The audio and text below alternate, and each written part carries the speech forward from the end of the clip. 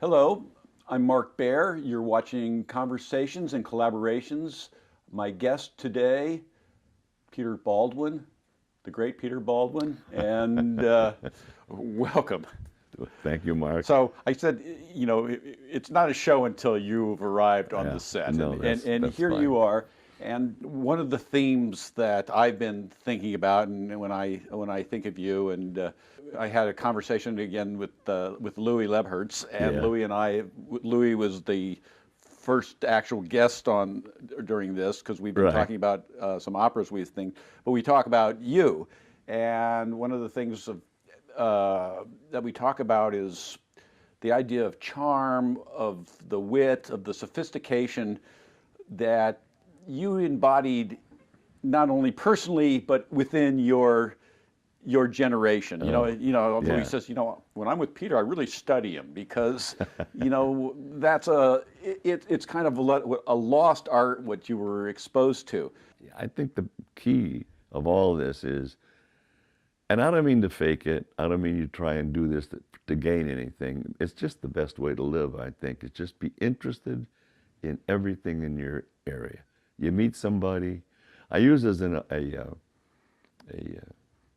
guide, not a guide, but a example of our friend Charlie Snorf, who I went to high school with, a name you'll never forget. Anyway, Charlie, we're playing golf and he'll stop and talk and lose time. It's okay, but talking to the gardener. What is that plant you're planting there and all that stuff? And he's really interested without faking it. Without faking it. What you do is you just want to see everything every day. Your eyes, why keep them just on the ball and in the golf club? You know what I mean? Yeah. You have to just really want to look at everything. We were in a writer's class together, so this is kind of Yeah. part of what charm is, part of what this magic is. And you read a story, and you're in New York City, and you're in a play, and you run out into a taxi, and then you meet a beautiful girl getting out of the taxi, running in, who you know, and then you end up with a together for a couple of days and have this kind of thing, and the other guys. So I'm nodding my head, and the other people in our writing group, they're going, well, that doesn't happen, and this doesn't happen, and well, that doesn't make sense, or Yeah. that's not likely. And I'm going, I was thinking, you and I on the way out, it's like, yeah, that happened, and Yeah. some guys got the girls, and some guys didn't. Right, right. And casting is just like, life and the movies aren't that different for some people. Right. And you're Yeah. either lucky or you're not lucky. Yeah, And everything in that thing happened. You were Yeah. either the guys that got the girl, or you weren't the guys that got the girl. So you and I, we've always been lucky. We always got the girl. Right. Things always, the magic thing always walked out the door. Something special, So I don't know if that's a gift, or we're kissed by the gypsies, or whatever that is. Right. I don't know how it comes, but I was at a big banquet last night, and I was embraced by two women, older, not as old as I am, but I mean they're older. And it wasn't like a cute girl or anything like that. But and with my wife is at the same table talking to someone else, probably doing the same thing. But I think you have to go out of your way to be interested in someone you're talking to, because then you'll get more, I don't know, more information in your life, or you'll be thought of as the word we were working on before, charming. And I don't know, you can't teach it. It's just got to be something. Your parents have to give you good manners, and you have to hold a chair for a little lady and all that. But it goes beyond that. You have to, I would start with each one alternately. They would talk to the other guy, and then the husbands are all around. And you have to just say something nice about someone. I like that tie, Mark. That's a great tie. Already I made a step, right? And then get into their, not problems, but in their life, and ask what they're doing, and get them, and they will certainly then get back into your life. So this is what I notice if I'm making a piece of art. So you and I have always, our adult lives have been working in a creative capacity. Yeah. And the thing about making art is you're always looking. When you're in the involved of a process, you're always trying to figure out if when you're writing, when you're thinking, you're looking for everywhere for some kind of muse. Yeah. And when you're in the creative process, life is so much more interesting because you are interested in that tie, or you are interested in that person. Yeah. Why are they doing this? It gives you, and it's funny for me, if I'm not involved in some sort of creativity, I don't, I know what to do with the kind of major moments, as you would tell in a story. Yeah. But most of life is looking at patterns on the wall, Right. or looking at a color of the sun. Or most of life are private moments that you stop or and see, have yeah. little that aren't something that you could retell in a story. And this is with other people too. Right. That if you don't have some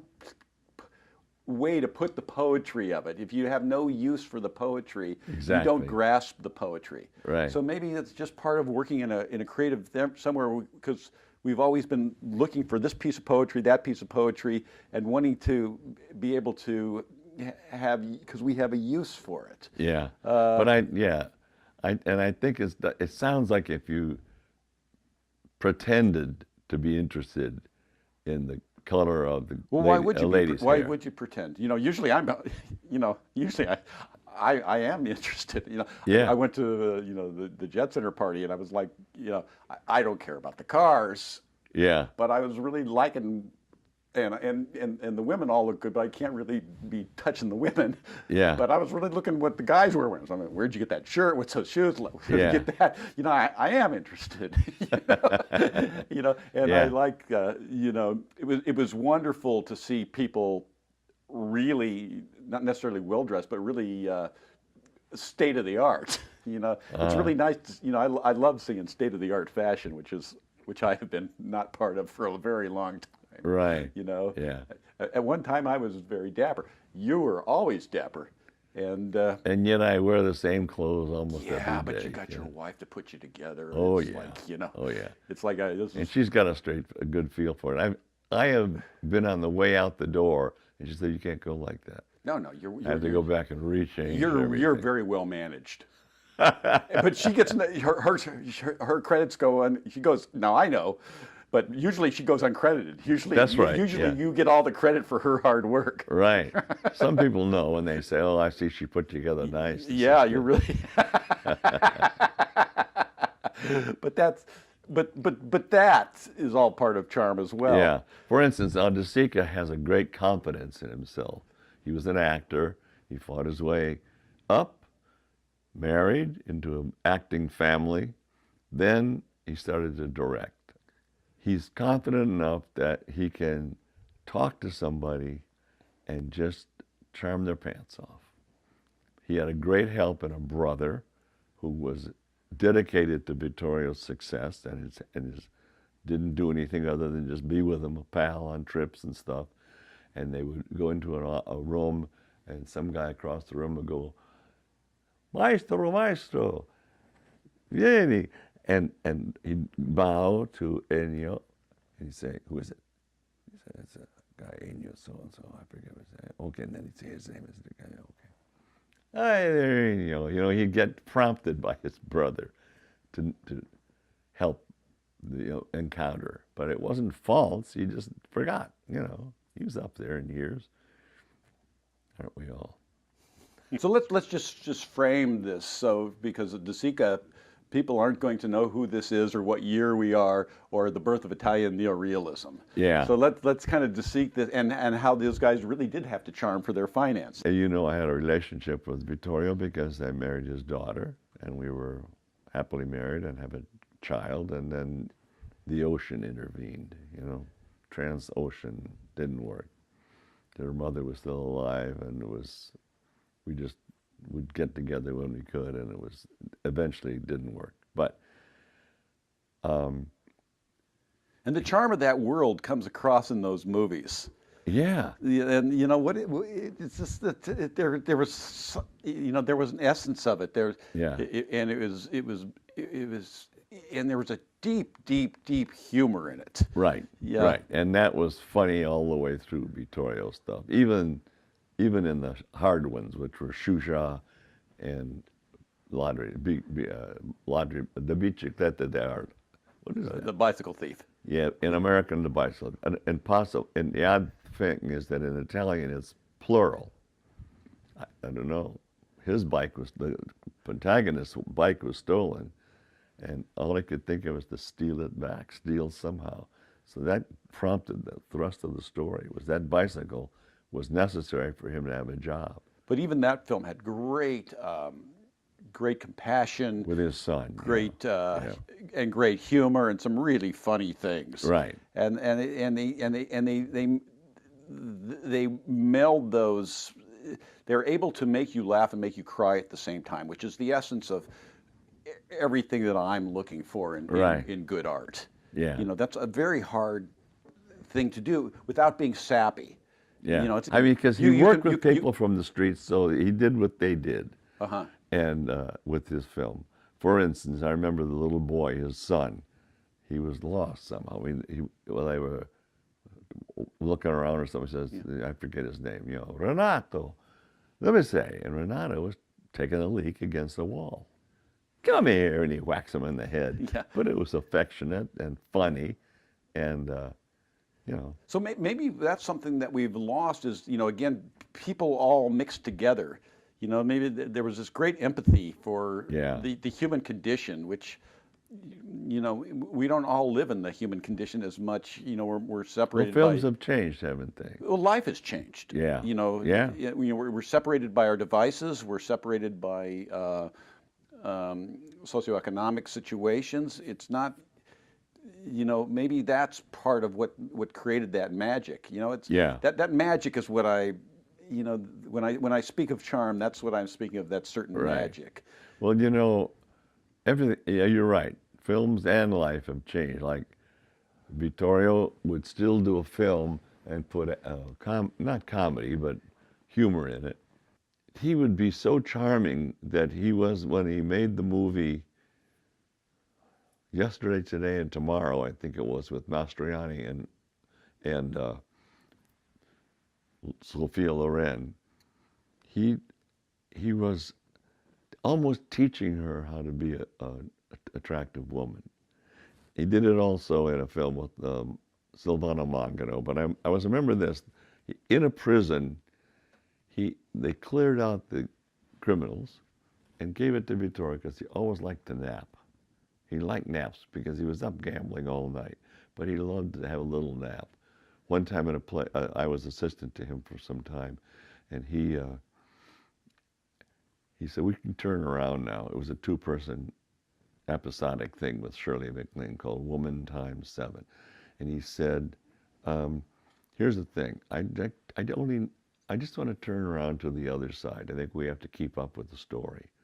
It'll take 45 minutes. He said, that's all I need. And he sat there and they do you have to take that wall down, all these lights come in, hey, Joey, all the stuff that happens in a set. And he's just there peacefully sleeping. Okay, so he once was in the cell, and there was no turning around. It was a small scene, but that wasn't the issue. The issue was he wanted to be polite to these guys, and he would say, he'd meet everybody, Vittorio De Sica. These are real prisoners. Real prisoners. Yeah. Yeah, and Regina Celli or something it's called. And he says, I'm Vittorio De Sica, bicycle thief, Shusha, two women, in Italian, of course, le donne. And so they each introduced themselves as he shook their hands, Manganare, 5 to 10, burglary. And the next guy, 12 to 25, a brutal attack. And they all did all these things. And he said, what am I doing? And another time, a guy came up to him out in the street. He shot always in the street if he could. And the guy came up to him in the street. two things there. One was a guy came up when they're signing in the extras after the film. After the day was done, they'd come and get their 500 lira or something, right? So it was more than that. But anyway, he would say, he didn't do it, some of the guys working for him, but they must have caught this from him. And he'd say, maybe from the guy who came up to him, he'd say, okay, Rossi, okay, check, here's your cash. Another guy. Then this guy showed up with the suit on. And he said, Mondanaro. He said, Mondanaro. Well, it's not on the list. Mondanaro. Oh, hey, you attracted me. I was going to work, you know. You attracted me, and I sat here. I ate lunch with you and everything, you know. And so that kind of thing he loved. This off the street, even you tried to work it in the comedy even. That's the thing. There's no separateness between the artist and what his tools were. And who he was one of these people. There's Yeah. no, And the next one was the good one. A guy came up to him. I kind of combined two stories here. Well, one of them came up to him in his suit and said, "Scusa, maestro, I need help. My wife left this morning. My son is terrible. He's in trouble. My job was canceled today. I'm out of work." Now Vittorio already has his hand in his pocket and pulls out a whole mess of, you know, the 1,000 lira and the 5,000 liras and the big. When I was there, they had these big things called the blankets, which were 10,000 lira each. And he carries cash on him a lot, and he's starting to peel it off. And the guy said, "No, no, no, no, no, nah. My wife didn't leave me. She's at home right now cooking lunch. I'm not, my son is triumphing in university. My job is solid like a rock. I don't need your money." And he went, with the money in his hand, said, "Well, why did you say that?" "I wanted to show that I could be an actor if I wanted to. But I don't need you. I don't need an actor. I've got a very good job." And he just let his hand sink down with the money in his, try to get it back in his pocket before anyone saw. I've always thought that was the most charming thing I ever could see. Oh, that's so funny. I'm Mark Baer. We're watching Conversations and Collaborations. I'm with Peter Baldwin. We'll be right back. You are watching Conversations and Collaborations. For all episodes, go to markdavidbaer.com. I'm Mark Baer. We're watching Conversations and Collaborations. And my collaboration today with Peter Baldwin, I've asked him to talk about the rudiments of charm, because I feel charm, wit, sophistication is a lost art that I feel is not as highly valued. I believe Peter Baldwin is and his generation were kind of the epitome of this form. It's a charm, wit, sophistication, something that I've always prized in any creative endeavor that I've done, and it's just a special magic. So I wanted to ask the maestro some pointers, and here we are. Well, think Cary Grant. Think Cary Grant. Okay. Number one. Right. When I was thinking about your question, I remember that, you know, if you've been raised in a nice home where your parents give you, you know, teach you manners and all that comes into play. Automatically, you do hold the door for a lady and all that stuff. It's a little less now, but, you know, I think that for a person, it's more about the you you're talking to than the me. Yeah. Right. It'll all come back in coin almost, you know. So these are moral. Charm is a moral issue. Yeah. Let's talk about the Robert Morley story. I love that because we were laughing about that before we started shooting. And that's just you know, talk about the epitome of charm. Oh, yeah. In England, all young actors, struggling actors, I would imagine, don't have clubs or don't have, they probably is the same, but in a different culture. But they get sponsored by certain people who love the theater. They find the guy who charms them or something, or just, you know, in a play, and they go backstage and how are you doing in life? And he said, "Well, we just, you know, eat from day to day and all that." So, "Well, you've got to come and visit us, Lord and Lady Faversham." We used the name from the Four Feathers, remember Faversham? Yeah. he was gracious as a guest, and they had him overnight out to the manor house. And in the night he awoke and had to go to the bathroom, forgetting which way the bathroom was. But he'll get there. Is in total darkness, and he goes along and feels. Oh, there's the desk. Oh, something spilled. Oh, oh well. Keeps going and gets to the other part of it. Would be wallpaper, but it was damask silk. And he felt his way over, and then he turned the light on in the bathroom, and he looked back, and there were handprints. It was the inklet thing he tipped over. What am I going to do? What do I do? What should I do? I've got to flee. I've got to flee. And he fled, right? And he said, I fled. 6 months later, he's in downtown in London. Never wrote a letter, never said anything, just wished it hadn't happened, you know. And so he met the lady Faversham in the street. Oh, there you are. Why didn't you come? Why did you leave in the night? Oh, I ruined that new damask silk wall covering that you had and your husband liked so much, the Lord. And so she said, no, he didn't care. He'll just do it again. He'll do it in another color maybe, you know. But he wanted now, we want to see you. We're interested in you. They may have even come to a play of his. I don't know.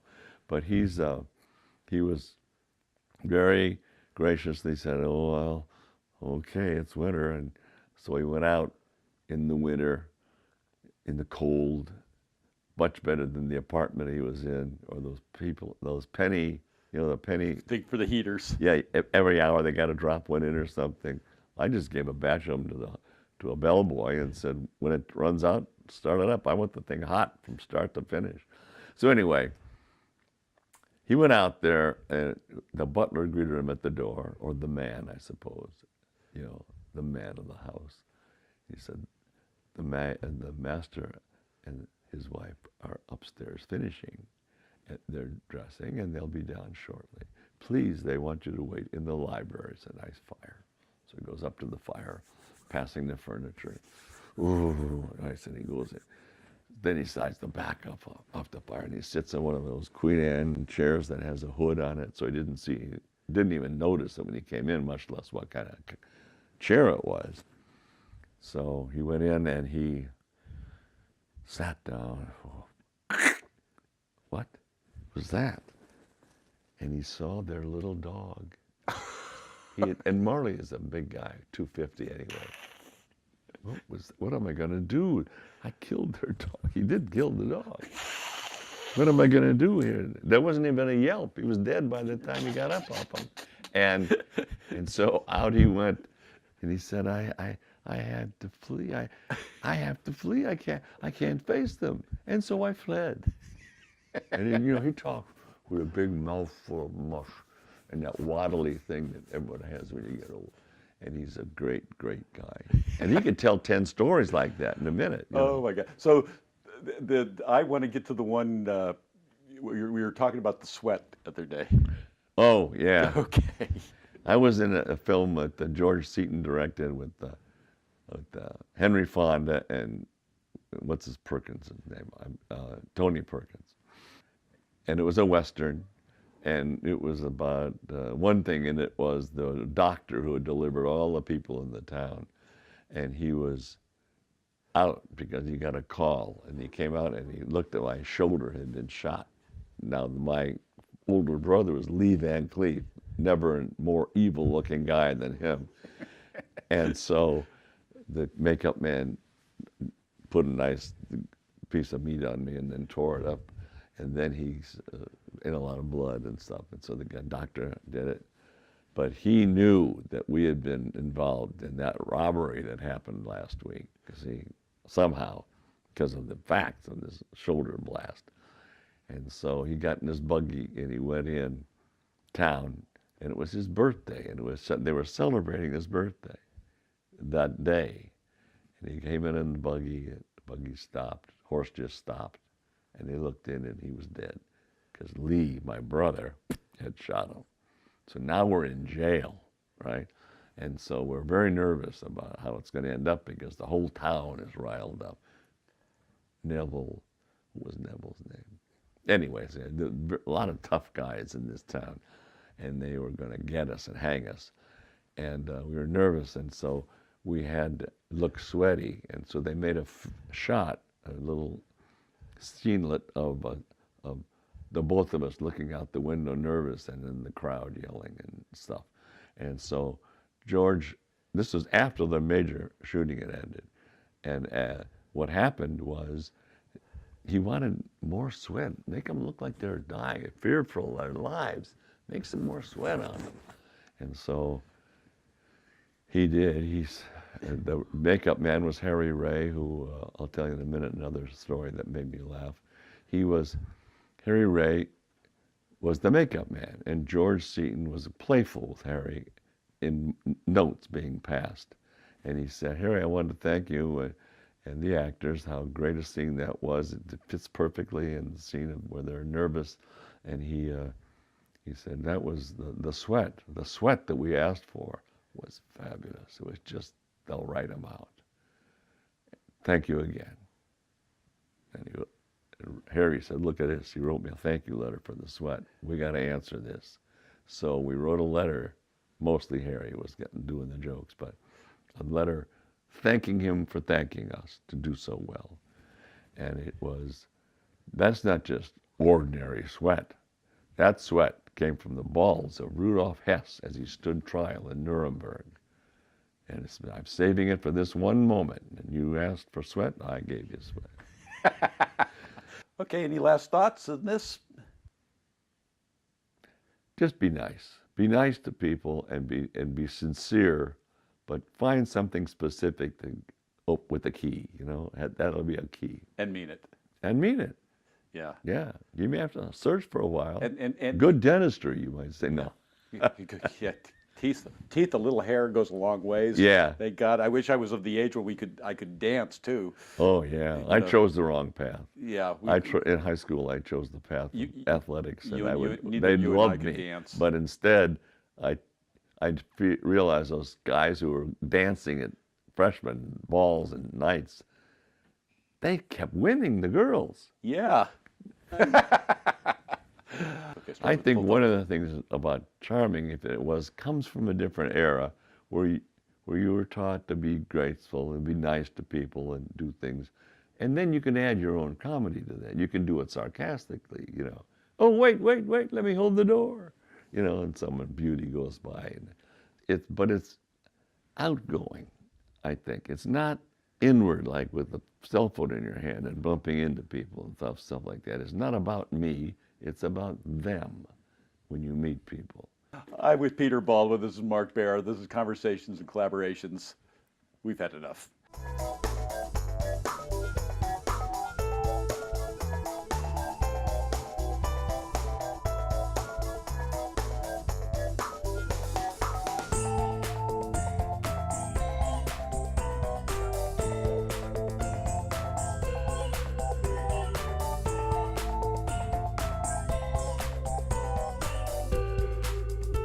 I hope you've enjoyed this episode of Conversations and Collaborations. For all episodes, go to markdavidbaer.com. See it now. Don't wait.